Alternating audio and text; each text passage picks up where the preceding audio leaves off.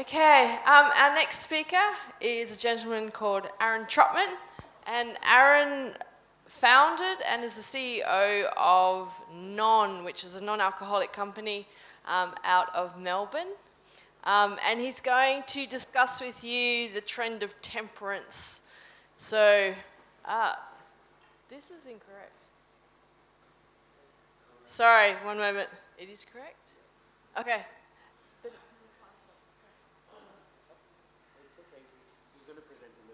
Okay. How to get people to drink more, yeah, without getting them smashed. Okay. Here you go, Aaron. Thank you. Hi, thank you. Hi, everyone. Thanks for having me today. This is the first time I've ever done this, so if I get a crackly voice, you'll know why. So my job is around the world is to get people to drink more and to get restaurants to make more money. That is what my mission is to do, and make it really delicious at the same time. So, who's this bloke? I'm Non. Started 4 years ago. We've sold 2 million glasses of Non around the world in 8 global countries. It started in a 20-litre pot from a very simple idea of temperance pairings from restaurants, but you couldn't buy that level of drink in a bottle. So I went to task with no experience, no idea, and jumped off a cliff and built a plane on the way down. I'm a moderator. I drink. I'm not non-alc. I don't have a sober tattoo somewhere hidden that you can't see. I'm 37, so I'm at the ripe age of what I'm about to talk about today as well. And the reason why I moderate is because of my daughter, Penny.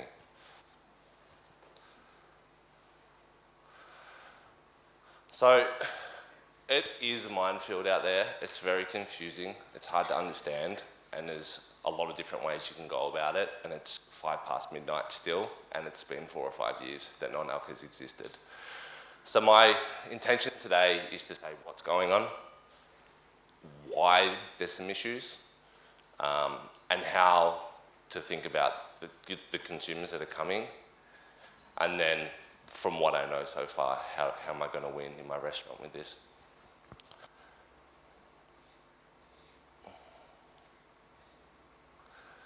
So dry is out and damp is in. Even dry January isn't called dry January anymore, it's called damp January, because I believe that being fully sober is somewhat unapproachable, and moderation is what's the key to this. And someone that moderates drinks as well. And when they don't drink, they don't want a knockoff of something else. I think beer's doing a really good job of it, but I think there's some questionable things happening in other categories.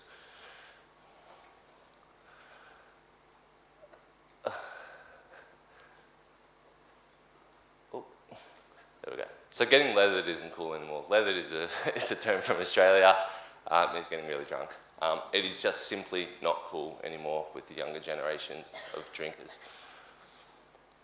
No and Low started in 2015, so that is an impressive stat that is somewhat flawed. 70% of consumers intend to increase or maintain their low or no consumption this year, and that is growing year on year. 75% of people who drink NA products, they also drink alcohol too, and that's where the big opportunity is. And non-alc beer is #1 globally around the world. So some more key statistics here is 66% of millennials are making efforts to reduce their alcohol consumption. 20% of Gen Zers are drinking 20% less per capita than millennials, in part because they don't think drinking is cool anymore. So basically not drinking is punk. 78% of non-alcoholic beverage buyers are also purchasing alcoholic beer, wine or spirits. Moderation is the driving force. 64% of consumers prefer to drink no and low alcohol products when relaxing at home. So since non-alc has started, the time and occasion for non-alc has generally not changed. It's a Sunday to Thursday school night drink. And 58% of consumers are switching between full strength drinks and no and low beverages during the same occasion. So that is the moderation. So if it's a wine pairing at a restaurant, they will do a moderation pairing, and there's a huge opportunity for restaurants there to make money by mixing it up. Also, not leaving leathered, and remembering the meal that you put so much time and effort into. So, how it happened? Like, what's going on here? We used to hear about gin and juice in songs, only 20 years ago, and R&B. And now even Action Bronson is getting healthy and fit. You used to be able to punch darts, which is cigarettes, on a plane 35 years ago, which is insane to think about, that it was only 35 years ago. And the vending machine has changed all of that. And it's the access to information. I would argue it hasn't made people smarter, but there is more information out there. So how does the internet work and affect these decisions? Well, it's the career, recruiters, bosses, teachers. They can see everything that you do, Instagram, LinkedIn, Facebook. I check all that stuff when I'm hiring people. Projection, we celebrate what we don't do more now than what we do. So we are a beacon of our beliefs and who our tribe is. Community, so there's Web 3.0. I don't even understand this stuff, but there's Discord, there's Substacks, there's all these things that like live on the internet and communities that foster and grow, and it's really amazing to see how that happens. And you can find your own community very quickly now. And access. So podcasters, articles, Spotify, Netflix, all of these things are talking about health. And all the most popular ones are talking about health. Love him or hate him, Joe Rogan is generally a beacon of health, or he's talking about it. Andrew Huberman is huge. He's talking about health and well-being. And it's mainly about the mind. And the mind is really important, and it's not about low-cal and sugar. Like, people are interested in that, but they're more interested in their minds at the moment.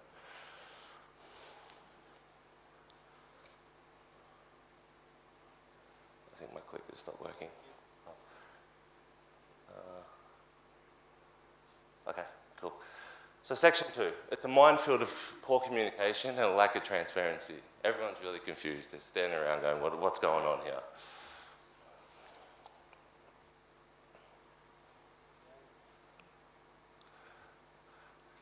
You might have seen this phrase around before, but what's the point, right? So I put this up to provoke people to think about it and get people's attention, because what is the point if you don't get it? Doesn't mean you get to be ignorant about it. It means you need to think about it. So it's a clusterfuck. So there's natural extracts that come from flavour houses, and there's nothing natural about them. They don't taste like the real thing. They're not even close. I've scoured the world for a raspberry flavour, so I don't have to use freeze-dried raspberries, which are really expensive. And trust me, nothing tastes like a raspberry from a flavour house. Grocery is all over the shop as well. They're putting them in the wrong places. They don't really understand how non-alc works. In Australia, they want non-alc to work. They want it to be a part of it. And there's also ESG and shareholders and things that they need to factor in, but they still can't get it right, and they're not consulting with the right people to find out what's going on. And then there's the value conversation. So how do I make money from it? Or what value am I giving? Like, there's so much marketing and rubbish in this category about how you're adding value to people's lives, whether that be nootropics and adaptogens or whatever it is. It's confusing consumers more than it's doing any good for the category, which is all part of the language and labelling and things not being very transparent in the category. And that's marketing. That's how you sell things usually. Adaptogens, there's no scientific evidence that proves that any of these have ever worked. From my research, there's one study that they tested 20 people about the efficacy of adaptogens, and they have no idea how much you actually need to ingest for it to work. Better for you, is it really? You know, how do you know that? Are you going to take their word for it? Mock and mimic. Do people actually really want something that is close to a gin and tonic, but it's not really a gin and tonic? And there's 0%, and there's 0.5%. So what is non-alcoholic? Like, really, what is it? Is it 0%? Is it 0.5%? Is it halal? Is it not halal? There's alcohol-removed products that are halal certified, but they come from wine in the first place. And I go through halal certification. I have no idea how they get across the line. So how's this all working?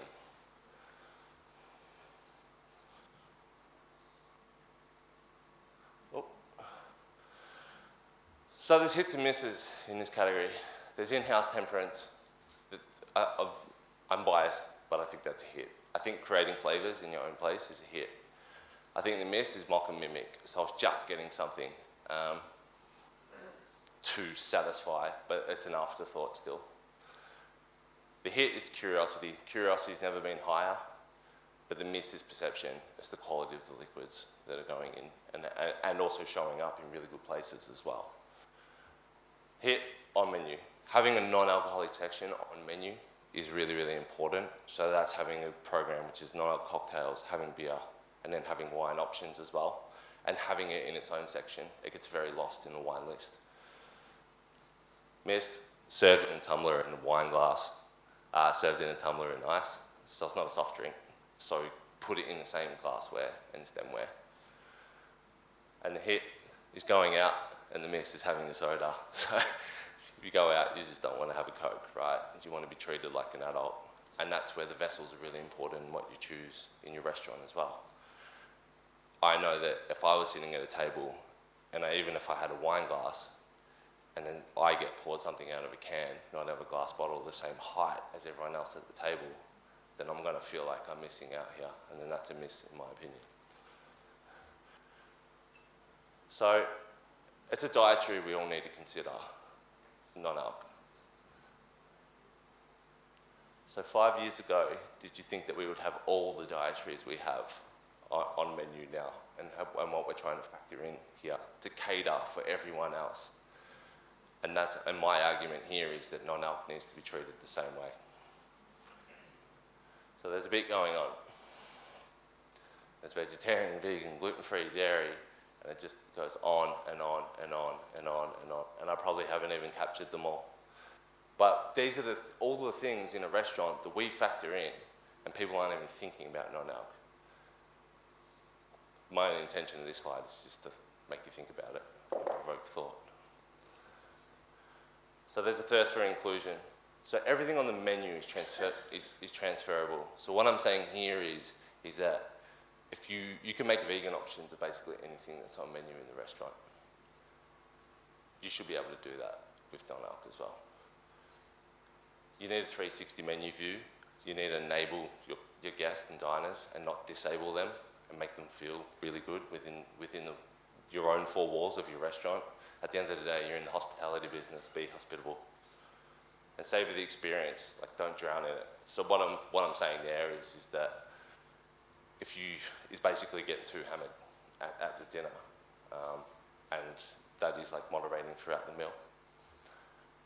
So the keys to creating positive balance is moderation. It's quality over quantity. It's mealtime ritual. Embrace the European way. Explore alternatives. Social, not solo. Use alcohol as a social lubricant, not a crutch. And how's it happening as well? Millennials are absolute savages. Everything's getting cancelled. Milk's cancelled. Meat's cancelled. Everything else cancelled. It's all on Netflix. It's cancelled. It's all cancelled. It's over. No generational habits have changed more in the last 10 years than millennials. And once they get hold of something, you're gone. So this is how it's happening. So Gen Z are really important, and you need to start thinking about them, and we need to talk about them. The first Gen Zers are 30 years old in 2025, in 2 years' time. When I first saw this stat, I was like, oh shit, I'm way behind the eight ball here. And they're motivated by transparency and authenticity, health and wellness, social media and sharing, environmental and ethical concerns, and ingredient awareness. So they're very, very clued on to where their food comes from, who's making it, what the environmental issues are, and also then sharing it and projecting it, as I was talking about earlier.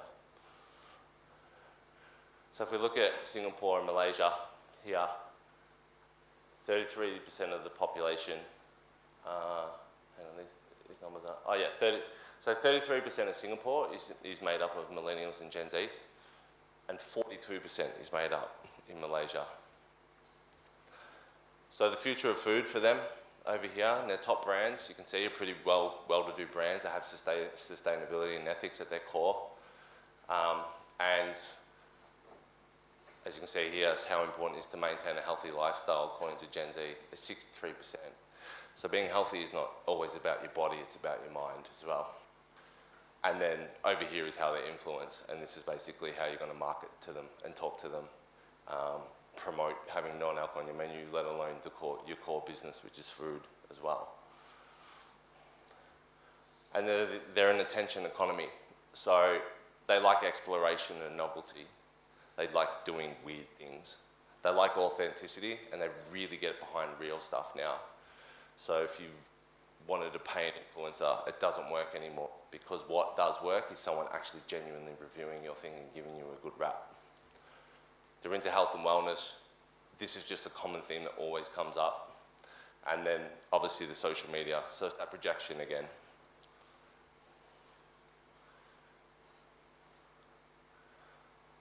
So how do I win? What do I do here? Sell up. Non-alc is actually about beating water and about beating soda. Non-alc, if it's good quality non-alc, has very good cash margin in it, which you really need in restaurants right now. Rent's always going up, food costs going up, everything's always going up. Restaurants live and breathe off the drinks list predominantly, and that's what I see most of the places around the world. So why, if they're having 2 drinks, would they just stop and turn to water? And that's on your staff to do, to train them up and get them where they need to be. And then also, Coke doesn't go very well with food. It's delicious, but it doesn't go very well with food. Oh, stuff that one up. So choose flavour and be inclusive. So use products with more than one ingredient. I believe in this, I make this, so I am biased. So there is a caveat to this. But beer can do it, and beer can win, is because they have a lot of levels where they can tune things up and down from the malt, the hops, the barley, and they can replicate where they're at with their ingredients that they use. For me personally, I think that wine, when alcohol is removed, they lose that. They lose that flexibility because they've only got one ingredient to work with, and that ingredient goes through fermentation and makes it beautiful. So if you rip the heart and soul out of it, where do you go from there? Natural flavours. Again, I'm anti-natural flavours. I don't think they work. I think you need to use the culinary techniques and the things out of the kitchen with multiple ingredients and treat them with a lot of respect. You do that in the kitchen, before the plates come out. I believe that you should be doing that with the drinks as well, in non-alc. Pour in the same glassware is so important. Like having a little teacup or something else, you're just lesser. You want the same height. Height is everything. Height on the shelf, height on the table. Yeah, I can't stress enough how much pouring in the same glassware, and good glassware is really, really important. Charge the same as the alcoholic counterparts. So, mocktails is a terrible word because it has a very bad price ceiling. You could maybe get away with $12 for a mocktail on a menu, somewhere between $9 to $12. You call it a non-alcoholic cocktail, you're in the $18 to $22 range. And it's exactly the same thing, but it's also the language. Also, depending on who you're speaking to as well, like what's mock about it? Why should you be mocking someone for not drinking? Is that inclusive language? Is that the best way to make your people feel included and your diners appreciate what you're doing? And have an NA section on the menu, which I spoke about before. What's really important with this as well is that most restaurants don't update their online menus, like very rarely. It's an afterthought. What happens is you will lose a whole group of diners and booking, just the way they check for vegan food and options, they check for their person that doesn't drink now. So you might lose a whole table of 8 in a booking just because one of them doesn't drink and they check the online menu, or they'll call the restaurant. So even if you're getting a call at the restaurant, make sure that your front of house people are really clued on to that. So to bring it all together, charge the same. It's 3 to 5 times on booze. Do the same with non-alc. It's worthwhile. People that don't drink actually have quite a bit of money because drinking is quite expensive. It usually comes with other things like we won't get into. Food margins are tough, so you really got to rely on the drinks. Like, it's simple. And they're only getting harder and harder, and people are wanting to spend less and less. So you need to make the money off the drinks, and people will spend money on really good drinks to enhance that experience. It's the glasses at the end of the meal. That is the bread and butter to be made here. No one, I say this often when I speak to accounts or customers, tell me one person that's had 2 glasses of wine and finished a 3-course meal, or even got to dessert. No one. There's still 2 glasses out of that customer, which you can get. And that will really, really move the dial. And yeah, just don't call them mocktails. This is just a shit word. I think that's it. So yeah, it is. Cheers. Whoa, is this on? Thank you. We have a couple of questions. Can you chuck them out, Candice? Thank you. Okay, how are they fucking up positioning of non-alcohol in groceries? I think that in grocery, they don't know what to do with it, and they're making things quite cheap. It depends on what type of grocery. Grocery is obviously so broad, but they could put it in the wrong aisle. They can put it in the wrong section. I've spoken to Woolworths in Australia, and they have no idea what to do with it. They really do not understand what to do with non-alc, but they're also not consulting anyone. So I don't know if that really answers your question in full, but I think that they have a non-alc aisle, but it would be next to something else that's cheap as well. So they kind of need to forge a whole section. Like, non-alc should probably live in the health food section of the thing. You shouldn't be able to get a Coca-Cola, Fever-Tree, and then a non-alc beer in the same aisle, in my opinion. Cool. Okay. And last question: how do you justify pricing for non-alc to people who typically do not drink and don't want to pay alcoholic beverage prices? Well, it just depends on what type of customer you've got, right? I think that's pretty subjective, personally. But if people don't want to pay that, they can have water. You've still got water. You've still got soda. So don't drink it, you know? And you can be firm with that. And you can own it, again, in my opinion. Cool. Okay. Thank you again. Thank you. Cheers. Thank you very much.